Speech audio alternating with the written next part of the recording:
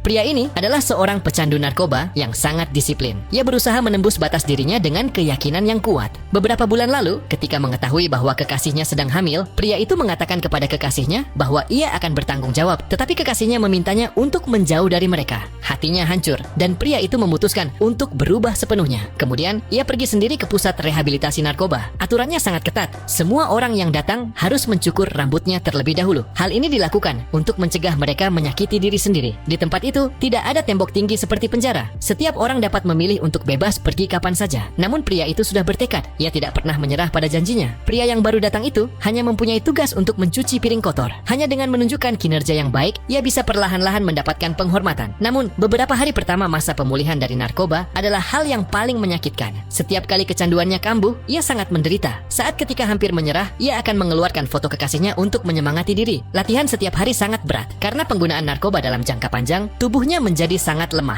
Ia belum lama berlari, namun malah memuntahkan darah dan pingsan di tanah. Instruktur juga menyuruhnya untuk menyerah dan pulang. Namun pria itu tidak ingin terjerumus dalam keburukan karena masalah narkoba. Detik berikutnya, ia memaksa tubuh lemahnya dan terus berlari. Saat seseorang memiliki keyakinan, ia pasti dapat melepaskan potensi besarnya. Ia bekerja keras dan bertahan setiap hari. Perlahan-lahan, ia menjadi semakin terampil. Demi kekasih dan anaknya, ia terus berlatih bahkan saat orang lain sedang tidur. Waktu pun berlalu hingga setahun kemudian. Kondisi pria itu semakin membaik karena penampilannya yang luar biasa. Direktur memberinya pekerjaan di kolam renang. Ia bahkan diizinkan berenang gratis setelah bekerja. Ia memanfaatkan kesempatan ini untuk belajar berenang. Selain itu, ia menukar air mineral dengan seorang tunawisma demi mendapatkan sepeda. Dengan cara ini, ia terus berolahraga dan terus memperbaiki kualitas hidupnya. Berenang, berlari, dan bersepeda sudah menjadi bagian dari hidupnya untuk menguji hasil latihannya. Pada saat itu, ia mendaftar untuk lomba triathlon dengan berenang 700 meter, berlari 5 km, dan bersepeda 20 km. Namun ketika ia sampai di garis akhir, sudah tidak ada siapapun di sana. Tetapi menang atau kalah tidak lagi penting baginya karena ia telah berhasil menaklukkan dirinya sendiri untuk pertama kali. Pada hari itu, sebuah kabar buruk datang. Kekasihnya dibawa ke unit perawatan intensif. Melihat kekasihnya yang sekarat di tempat tidur, hati pria itu dipenuhi penyesalan. Sebelum pergi, ia mencium kening kekasihnya. Saat keluar dari ruang perawatan, ia melihat putrinya yang manis. Ia ingin berbicara dengannya, tetapi ayah kekasihnya menghentikannya. Pria itu berdiri di sana dengan pandangan kosong. Ia tahu bahwa dirinya belum pantas menjadi seorang ayah.